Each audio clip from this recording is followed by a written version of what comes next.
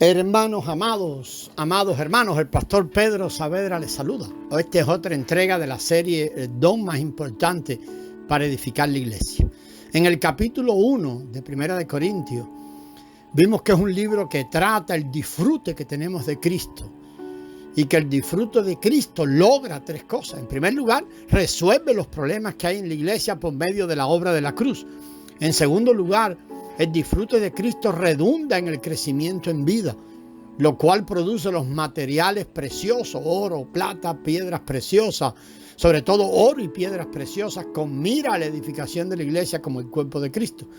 En tercer lugar, el disfrute de Cristo hace que se desarrollen los dones espirituales en los creyentes a medida que la vida de Cristo va creciendo o que ellos crecen en vida. Cuanto más crecemos en vida, más se desarrollan los dones espirituales que recibimos producto de nuestro nacimiento espiritual. El disfrute de Cristo se encuentra en los capítulos 1 y 2 de Primera de Corintios. Si usted los lee allí con detenimiento va a ver esto. El crecimiento en vida se encuentra en el capítulo 3 y los dones se mencionan en el capítulo 12. El desarrollo de estos dones viene como resultado del crecimiento en vida. Y el crecimiento en vida es el resultado del disfrute que tenemos de Cristo. De entre todos los dones que son desarrollados a medida que crecemos en vida como resultado de disfrutar a Cristo, el don que el apóstol Pablo llama el don mejor o el don superior a todos es el profetizar. Este es el don más importante por cuanto edifica a la iglesia. Mire Primera de Corintios 14, la segunda parte del versículo 4 y el versículo 5. En el último versículo de Primera de Corintios 12, un capítulo que nos habla sobre los dones, Pablo nos dice que debemos anhelar los dones mejores, los superiores. Hay muchos dones y algunos son superiores que otros. Definitivamente, volvemos a repetir, no es en menosprecio de algo que Dios nos haya dado, pero el apóstol Pablo lo ubica así. En lo que es a la edificación de la iglesia se refiere, dones milagrosos, tales como el hablar en lenguas, sanidades, son dones inferiores, aunque la iglesia a través de los años le haya dado un valor extraordinario a esto.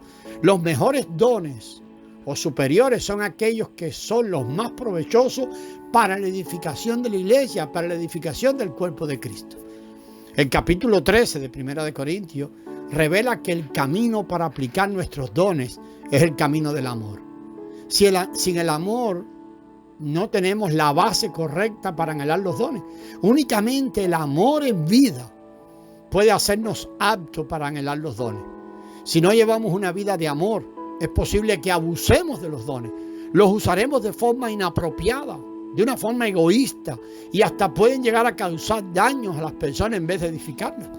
Si deseamos los dones, debemos tener una vida que nos haga aptos. Y esta vida es una vida de amor. Por lo tanto, todos tenemos que seguir al amor. Y no es otra cosa que seguir a Cristo. El primer versículo del capítulo 14 nos dice que debemos seguir el amor y procurar o anhelar los dones espirituales, dice otra versión. Pero sobre todo que profeticéis. Esto es el primer versículo de Primera de Corintios 14. En el versículo 39, al final de ese mismo capítulo 14, el apóstol Pablo dice así: así, hermanos míos, procurad, de nuevo, o anhelad el profetizar. La palabra traducida procurad o anhelar se usa 3 veces en Primera de Corintios. Mire, está en el 12:31, está en el capítulo 14, versículo 1, en este versículo 39 del capítulo 14. Pablo sentía la carga de que todos los santos anheláramos el profetizar. Pablo también dice que debemos procurar abundar o sobresalir en la edificación de la iglesia. Mire versículo 12 de Primera de Corintios 14. Con toda la importancia que se le da al don de lengua, aún es permanecer en un nivel inferior. Pero profetizar equivale a sobresalir. El capítulo 14 de Primera de Corintios también nos da muchas pruebas de que profetizar no significa predecir. Cuando usted profetiza, habla a los hombres para edificación, aliento y consolación, o exhortación y consolación. Versículo 3 de Primera de Corintios 14. Y además, si todos profetizan en una reunión, Los asistentes son convencidos y examinados, y los secretos de su corazón se hacen manifiestos. Eso es lo que dice 1 Corintios, los versículos 24 y 25. Profetizar aquí no significa predecir, sino edificar, alentar, consolar, convencer, examinar y hacer manifiestos los secretos del corazón. De entre todos los dones, el don superior a todos, el don más importante que sobresale a los demás, es el profetizar, porque éste edifica a la iglesia. Vivimos en un mundo, amados hermanos, que aunque algunos dicen que es peor en los Estados Unidos, creemos que es igual en todos lados, pero no es fácil llevar el evangelio a un pecador típico, debido a que la gente se haya enredada y ocupada con la religión, la filosofía, la lógica, el éxito. Debemos caer en cuenta que necesitamos retomar el diseño eterno para poder avanzar. Según 1 Corintios 14, 26, cuando la iglesia se reúne, cada uno tiene algo. La palabra tiene aparece 5 veces en ese versículo. Cada uno de vosotros tiene algo. Tienen doctrina o enseñanza, tiene revelación, tiene lengua, tiene interpretación. Este versículo nos trae delante de la palabra mutualidad. O de dicho de otra manera, los unos a los otros, que es un fluir de los unos a los otros. Realmente es el fluir de la porción de Cristo en unos a la porción de Cristo en nosotros. Una reunión de la iglesia no es una reunión donde una sola persona habla y las demás escuchan. Eso es lo que la tradición ha hecho. Y es tan difícil imaginar una reunión sin eso. En este caso, el tráfico solo irá y solo iría y solo está yendo en un solo sentido, sin mutualidad alguna, sin el fluir de los unos a los otros. La reunión de la iglesia que se describe ahí en 1 Corintios 14, 26, si usted quiere puede llamarla una agenda para una reunión. Es una llena de los unos a los otros, llena de mutualidad. Es una reunión en que todos los santos participan hablando a Cristo y enseñándose los unos a los otros. El punto es cómo vivirlo, cómo practicarlo. Tal vez llegue el día donde el Señor nos lleve a ver que no es necesario continuar con la práctica de tener reuniones en la iglesia en la que una sola persona habla y los demás escuchan y así vienen desde sus casas. Oh, vamos a ver y escuchar lo que el pastor dice. Quisiera el Señor llevarnos un día a que le pongamos fin a esto. Sabemos que la presión que ejercen las tradiciones es muy fuerte, era muy fuerte y sigue siendo muy fuerte. Ya esa presión se ha convertido en fortalezas espirituales que requieren una cooperación seria con el Señor para lograr quitarlas del camino y avanzar en la manera de practicar la reunión de mutualidad revelada en 1 Corintios 14, 26. En algunos lugares y entre nosotros mismos hemos visto avance en esto. Y es mejor que lo que se hace en el cristianismo religioso.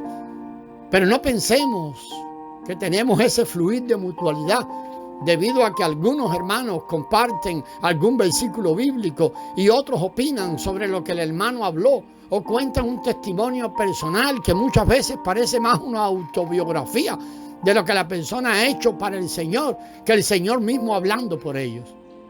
Aún muy pocos de los testimonios podrían considerarse profetizar. Profetizar es hablar por el Señor. Es proclamar al Señor e impartirlo en otros. Es decir, es ministrar a Cristo en el ser de las otras personas. Servirlo allí. En otras palabras, es impartir a Cristo. Por lo tanto, profetizar en el sentido con que se usa en el Nuevo Testamento significa ese impartir a Cristo en el hombre interior de las otras personas para un agrandamiento de Cristo. Profetizar no es hablar de una manera común, esto no es algo corriente. Profetizar es en realidad el oráculo divino, es Dios mismo hablando. Profetizar definitivamente requiere que nos volvamos a nuestro espíritu, que aprendamos, o por lo menos, no sabemos si aprender a identificar esa experiencia con el Señor.